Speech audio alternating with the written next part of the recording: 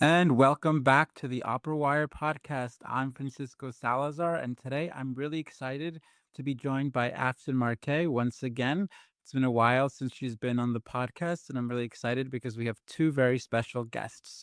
Before we get to the guests, I just want to remind everybody to please subscribe to our Opera Wire podcast on YouTube, Spotify, or wherever you get your podcasts. Afton, how are you doing? Introduce our new guests. Great, I'm doing great. Thanks so much for the intro.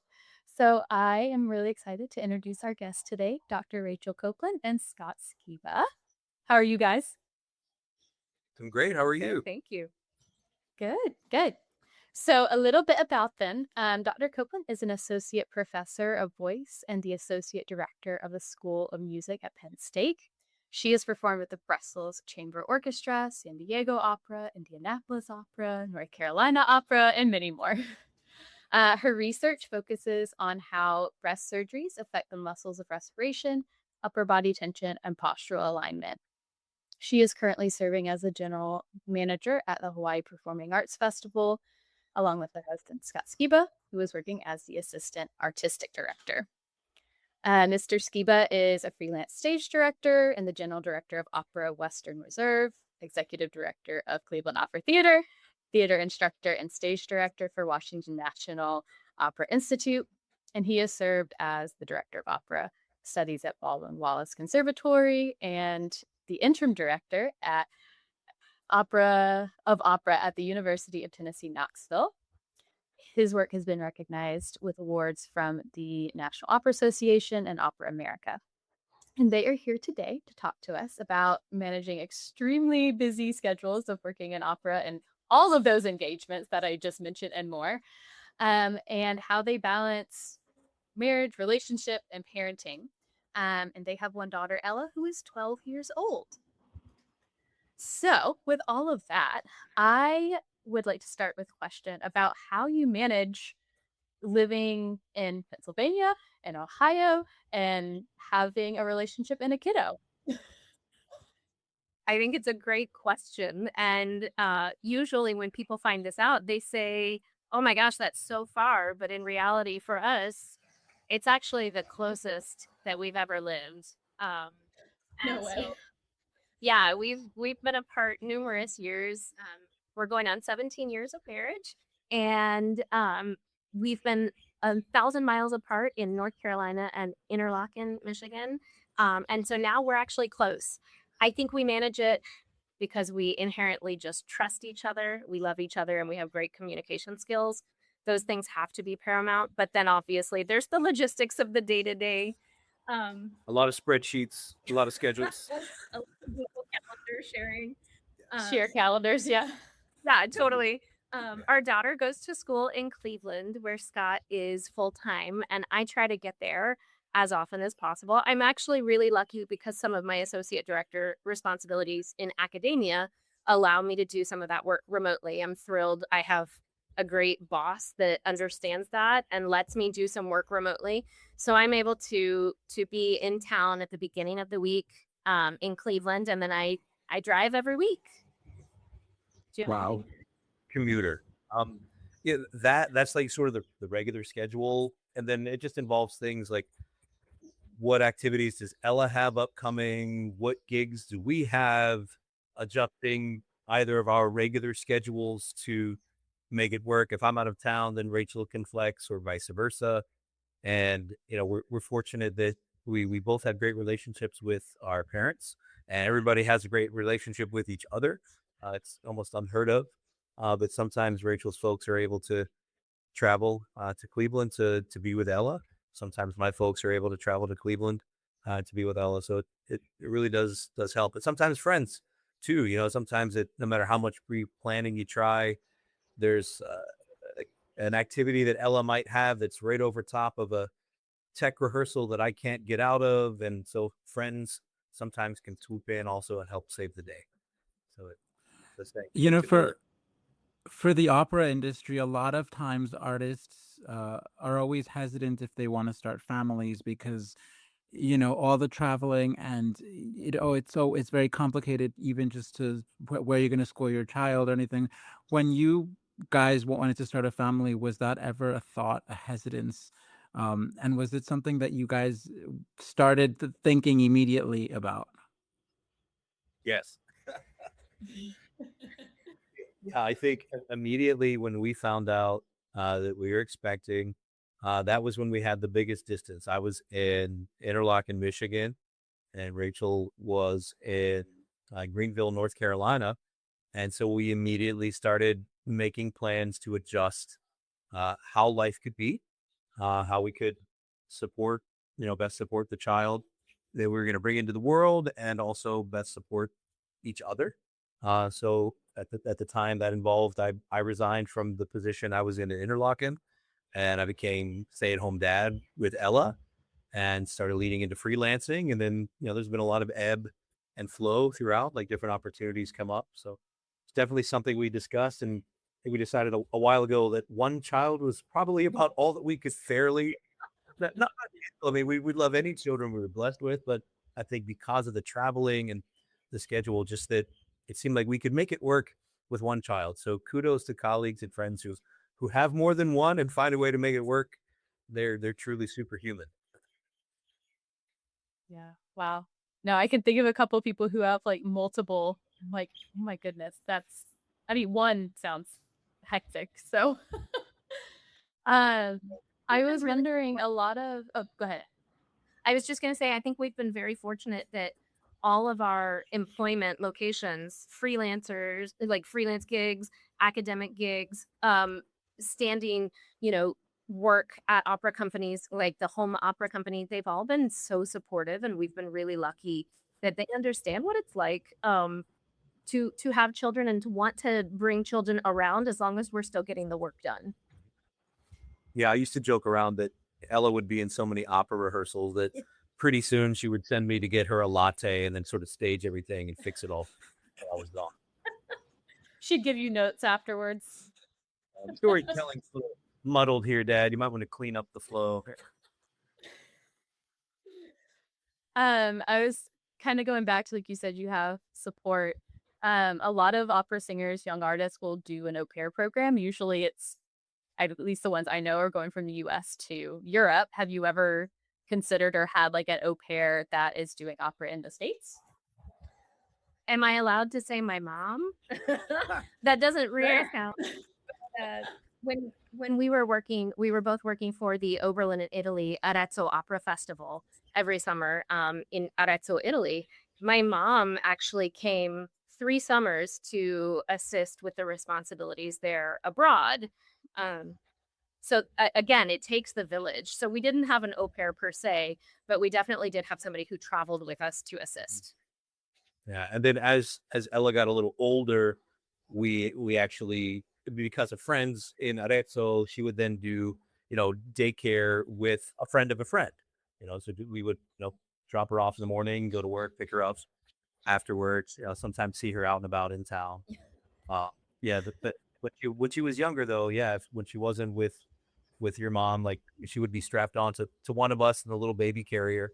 Yeah. And sometimes doing site visits all around the city. We've also found here in Hawaii, which is where we are right now, there's been a great community, and there's also some arts programs at the local theaters where we've been able to have her enroll and do her own art activities, for a couple of weeks during the summer while we're here. Has Ella been influenced in wanting to study music, and does she take music lessons, or does she like know that mommy and daddy, that's their profession, and doesn't want to know anything about it when you when you guys are home? I think both. She is involved through her school in Cleveland. It's an international baccalaureate program for K through 8. And she's involved in music there. They have an excellent orchestra program, and she plays the cello. We are trying to not overwhelm her with it because we don't want to force it. But at the same time, we're letting her kind of make her decisions and show us how much she's interested in it or not. I will share a funny story though, maybe. They do a 3rd grade musical, and Ella got to sing one of the leads, which we were, of course, very proud of. But then, it made sense that her choir director would think that she would want to be in choir the following year. So in fourth grade, her choir director, as I'm, picking her up one day in the drive-in line, her choir director said, Ella didn't audition for choir this year. And I said, oh, I'm really surprised by that. And he said, I think that's because, she said to me, we already have one famous singer in the family. We don't need more. So we kind of got some giggles out of that. So We're getting the eye from Ella in the living room. Well, as a fellow cellist, I think she picked the right instrument. I think it's the best instrument. we think so too. We love It's our it. favorite, yeah. And she plays it beautifully. She used to like to listen when I would be doing set building or something. If Rachel was out of town, I would bring her along and like set up her pack and play, and I would always just play some Bach sonatas, cello sonatas while I was building, and so like cello was always her favorite. Yeah, she always loved it. Yeah, it's a great instrument and has a great tone. And well, I can continue talking about the cello, but that's for another conversation. But if she does decide to be a vocalist, she has a great teacher in house. Is she taking private lessons or just through school? She's just doing it through school. She's also involved in an after-school program, though, that's supported actually by some grants in the Cleveland area, and they have mentorship even all the way through the Cleveland Orchestra to some high school students who then mentor the middle school students. And so she's a part of that crescendo program.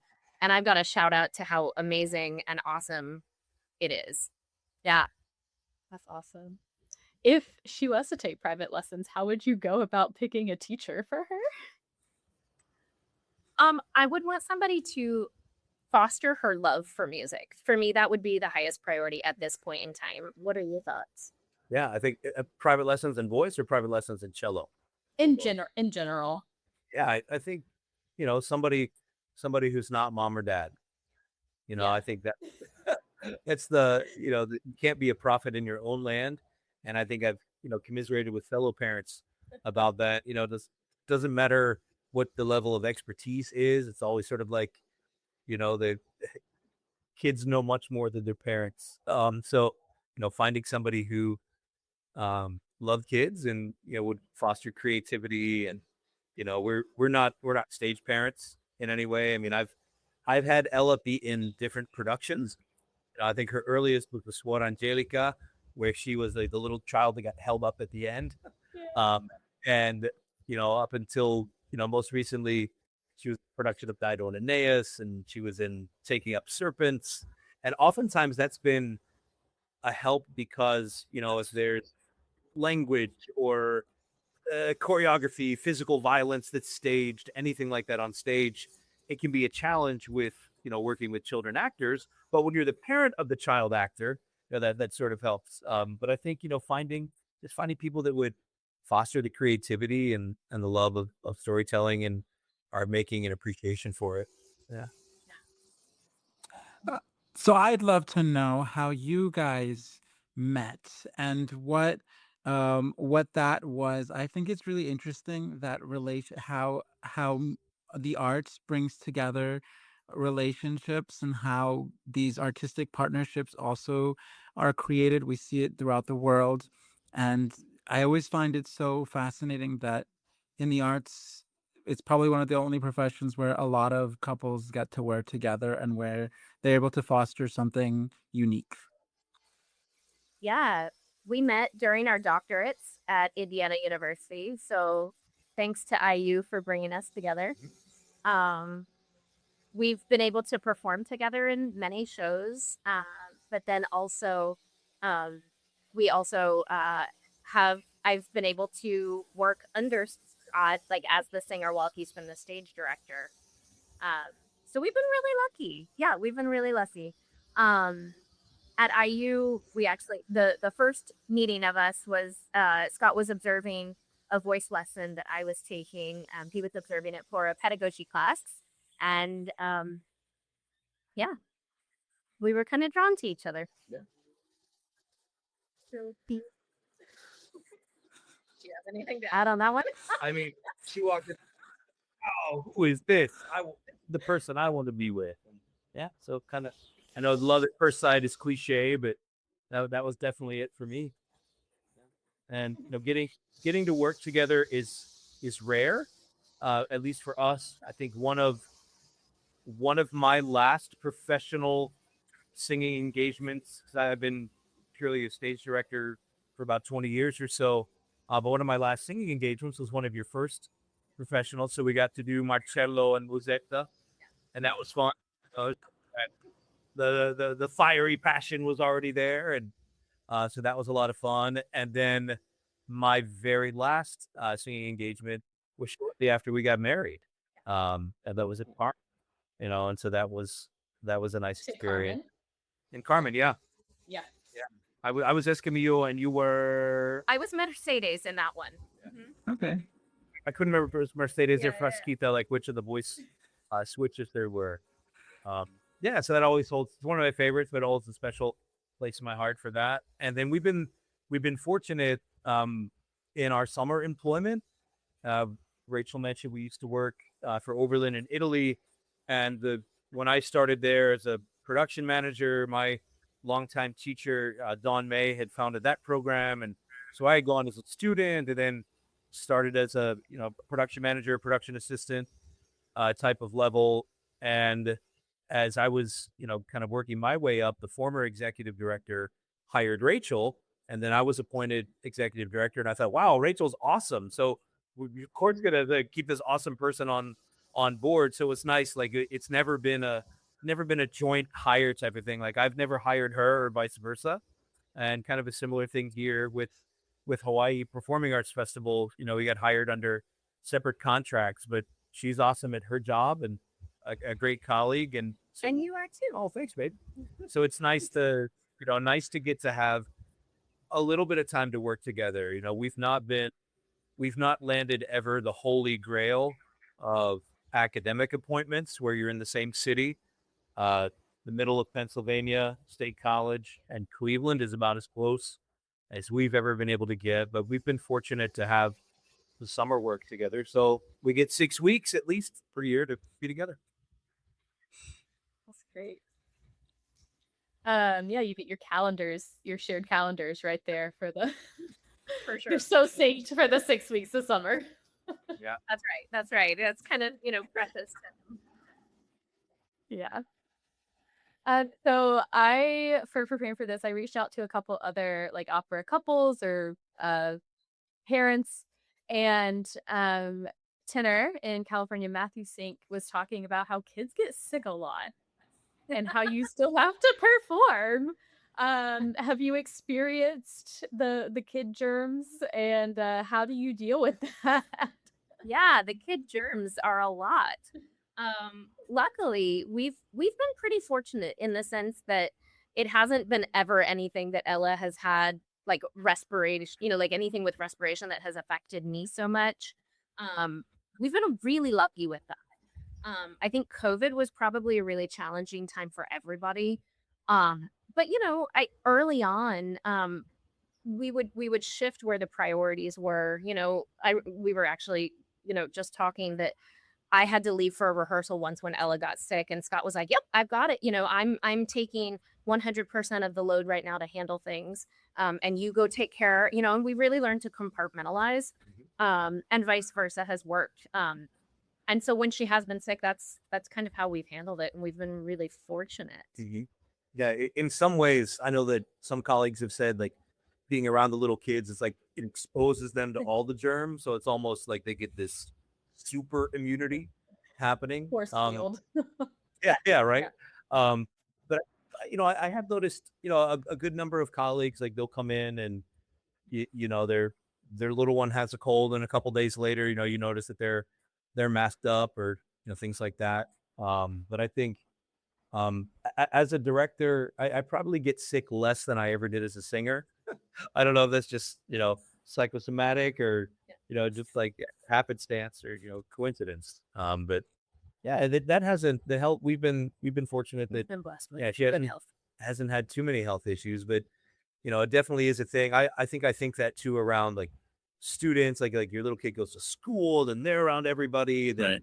the classroom, and there are some days where might be doing some teaching at Overland, then some teaching at Bolden Wallace, or some teaching at CIM, or some combination of that, or other things. I'm like, wow, I've been in 4 different pools of the German spheres, and I don't know which one I'm going to pick up here. I will say Yeah.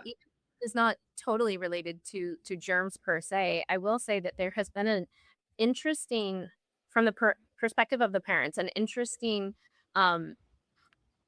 maturation maybe of her progress and her ability to communicate with others, because she is so frequently around adults or older people, whether it be college students or students in young artist programs or whatever. She has frequently, when she comes to rehearsals with us, she's been around them, and so she is a mature 12-year-old. She was a mature 8-year-old, and there are benefits to that, but there are also sometimes, I think some things that we wish that maybe she still had a kids her age at times to play around with at all times, but that hasn't been her situation. But I think there are also added benefits, so it's nice to note those too.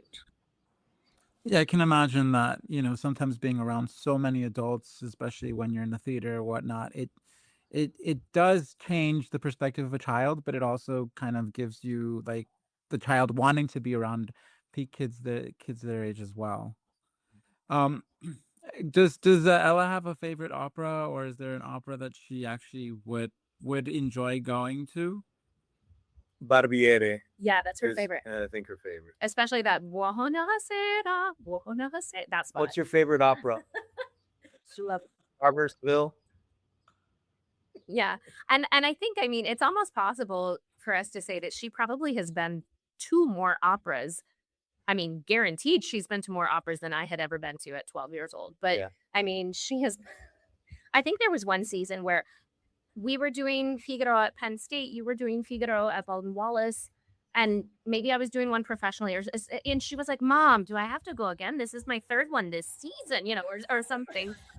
It's just like, wow, who gets to say that?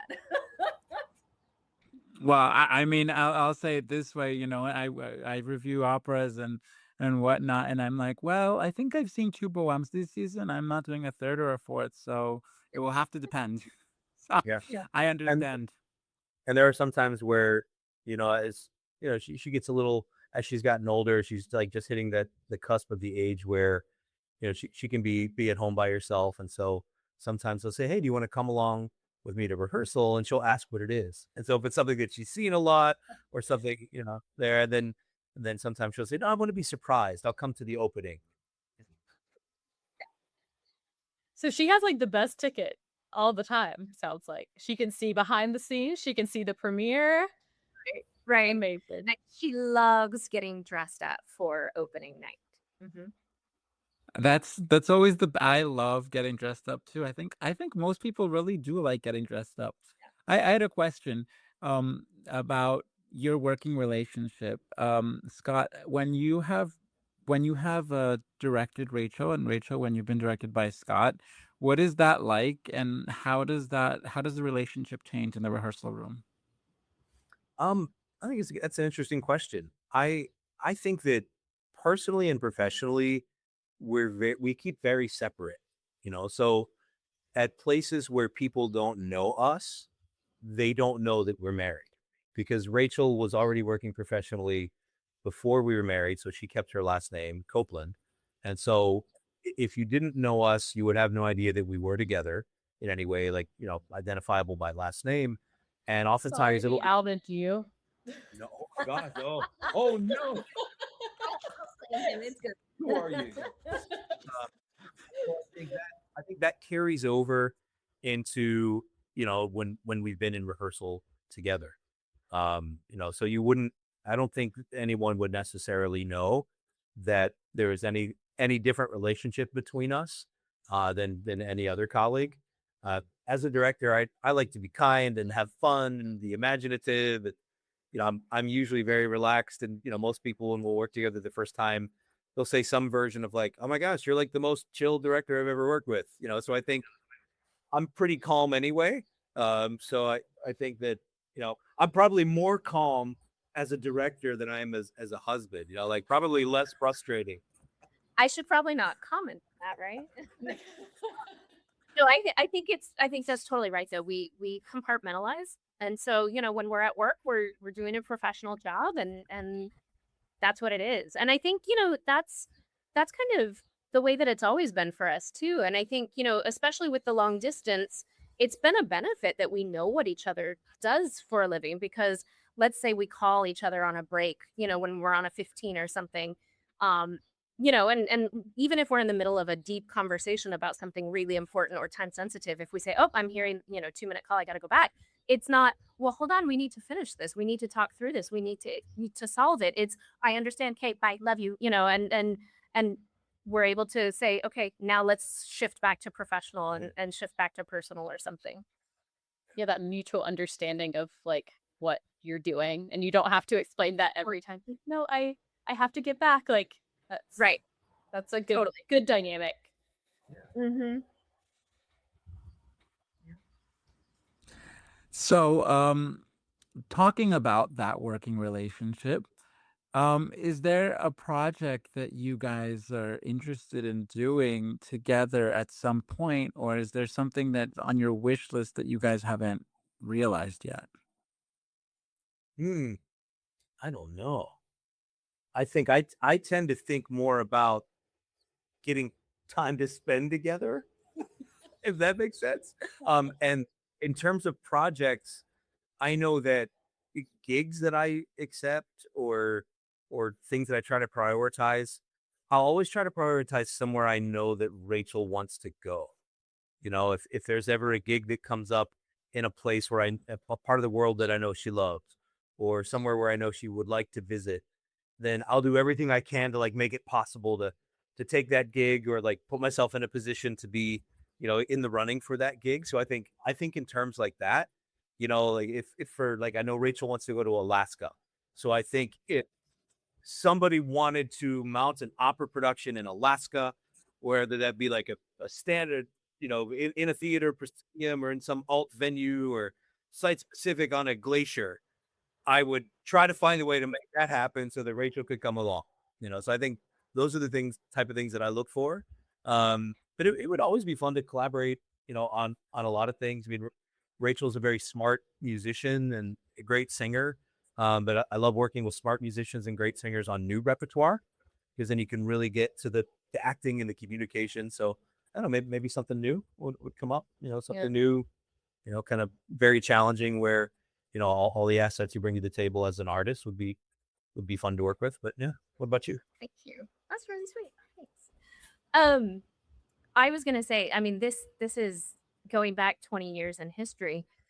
We did a role preparation class together at IU. This was back when he was still singing. That's more than 20 years ago. It was Martina Arroyo's class, and we did. You were singing John Proctor, and I was singing Abigail in the Crucible in Ward's Crucible, which to this day is one of my favorite operas. I just think it's spectacular, and it's gorgeous, and it's an essence of American music that I think is really special. I got cast for that in a smaller company out in California a few years later, and unfortunately, they had to cancel the production, and so. I think I've probably aged out of being able to sing Abigail, and that's fine. I accept it. But if we're talking ideals, it would be so fun to sing that, and I would love for you to sing it with me. But I think since you don't do that anymore, it would be great for him to direct it. That's kind of being a real specific answer to that question. But I just, I just, I just saw that opera with Washington National Opera, and I was shocked with how beautiful the music is and how amazing each role is. There's no small role in that opera, and John Proctor's role is incredible. Abigail's is amazing, and I'm forgetting who the lead is. Oh my God, it's an Elizabeth? amazing work. Elizabeth. Yeah. It's an incredible work. I mean, it's Yeah, an I amazing saw story and such an important story right now. absolutely. exactly. Absolutely. I was before I got into opera, I was a theater kid. I always wanted to be an actor in music theater, and I knew the Crucible very well. And Michael Ehrman was directing the Crucible, at Indianapolis Opera when we were doctoral students at IU. I think it may have been before we met. It was before I was there. Yeah. And I remember he invited me to come up and see the production, and I remember driving up there sort of like mentally with my arms crossed, like, okay, we're gonna have a Crucible the Opera. And then I left that performance thinking, oh wow, Crucible the Opera, this is amazing. So it's a great work. Yeah, that would be a fun project. That would be a fun project. Have you directed it? I've not. You did scenes, right? Yeah, just some. With I some did like we did a student tour of it. Like a educational engagement tour way back in, I think that was 2007, 2008.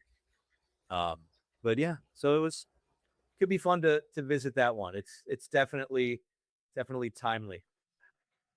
Yes, definitely. I would love to see that. I think it would be really great, and I think it's a work that should be performed more often because it's not, and it's something that actually, when we talk about American works, it's, I think, one of the great American works that needs to Totally. be seen. Yeah, for I could sure. not agree more. We're manifesting it. Hopefully, you'll get to sing in it and direct it and all the things. Love it. You go ahead. Afton, no, your turn. Yeah, so I was gonna ask about like highlights of raising kiddos around opera, and so you said like she has this maturity about her. But is there anything else you can think of that would be encouraging to listeners? I mean, if it's fair to say, I don't think there's ever going to be a perfect time to plan how everything goes, and there's so much out of control. But she is the joy and the brightest light and the best part of the both of us. And so it's amazing to watch somebody grow and bring what I think, what I love about him, and bring that up in new eyes, and yeah, it's just really special to watch a whole human mature, but to do it with a bit of sophistication and around this beautiful art form that really has shaped who we are and what we love. It's a gift. Yeah, well said. And I can imagine that for her, it's also a gift to be able to explore the world with you guys as you guys are doing what you guys love.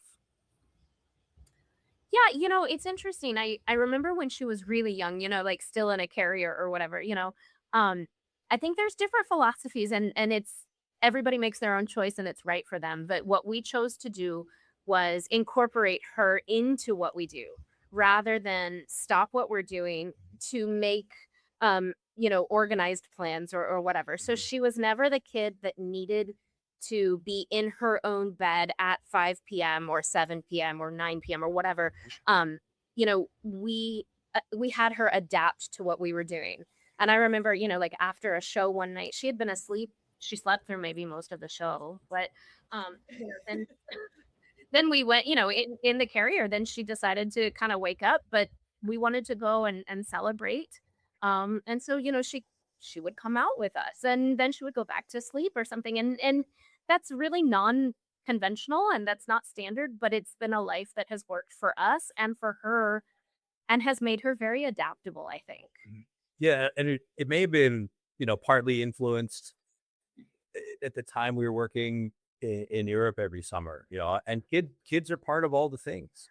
They go out and they're out later, and they go out to restaurants, and it's not like, oh, the parents are going to go out to a meal, so they have to get a sitter. No, they're there with them.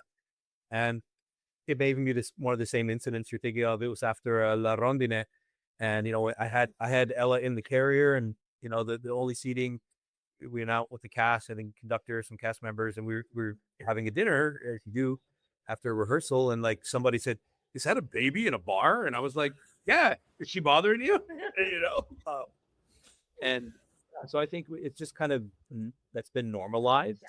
And I think one of the things that I've tried to be a champion and supporter of is anytime either like planning gigs or making rehearsal plans, like big budget, small budget, no matter what, if if a colleague is a relatively new mom, we've made sure that they're able to, pump in between rehearsal times and like have a place where they can do that. Or, I'll always let colleagues know, it's just on a gig, and I knew that their kids were there and I knew that the parents were helping.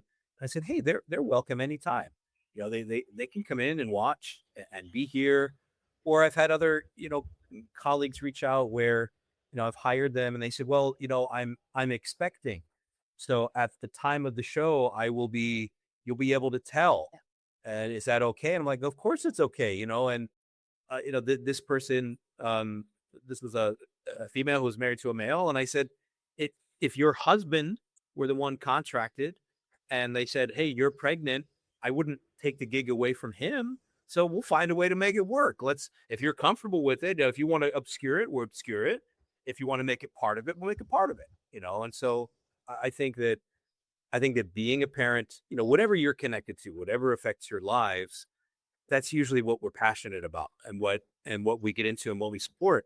And so I think as a working artist in opera who, is a super proud girl dad, I think it's important for parents, no matter the gender, no matter the age, no matter how many, to be able to feel like it's not something that you can't do.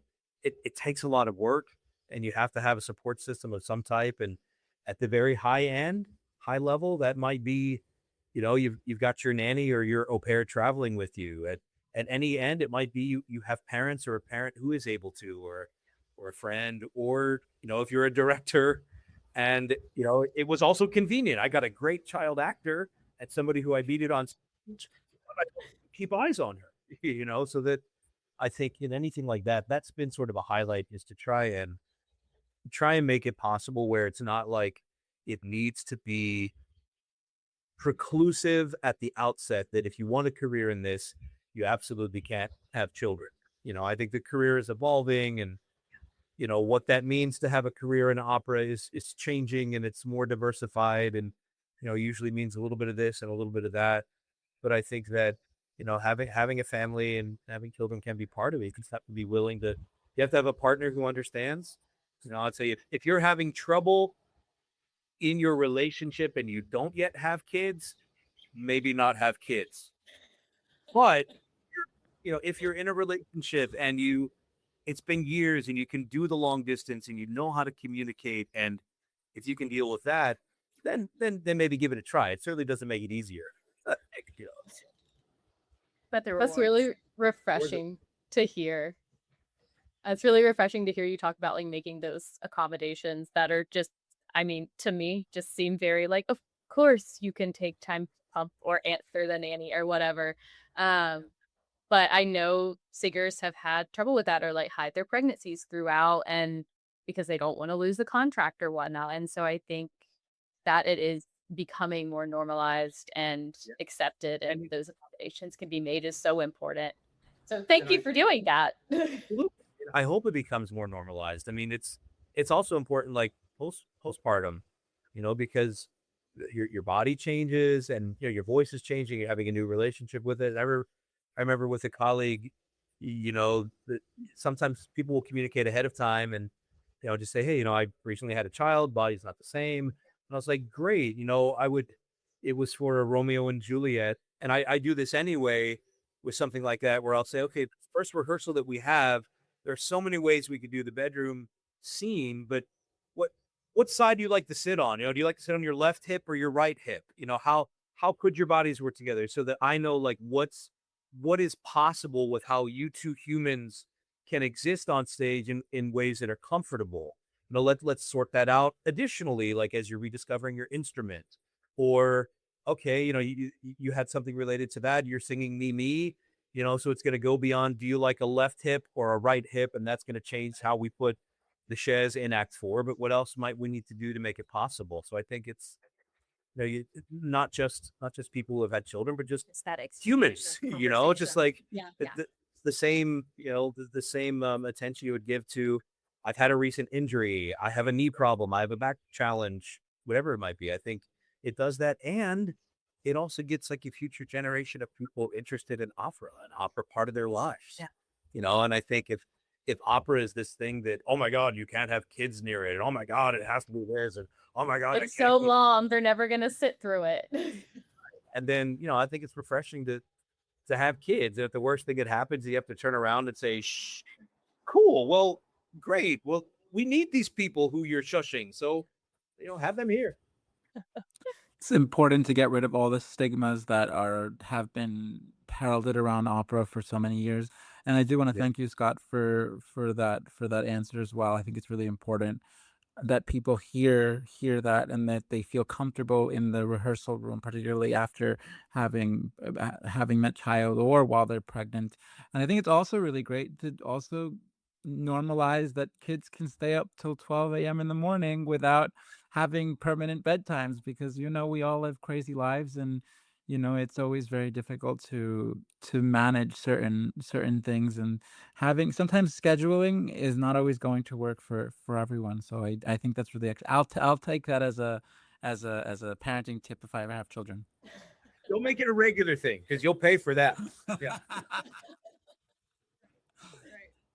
It's all good. It's all good.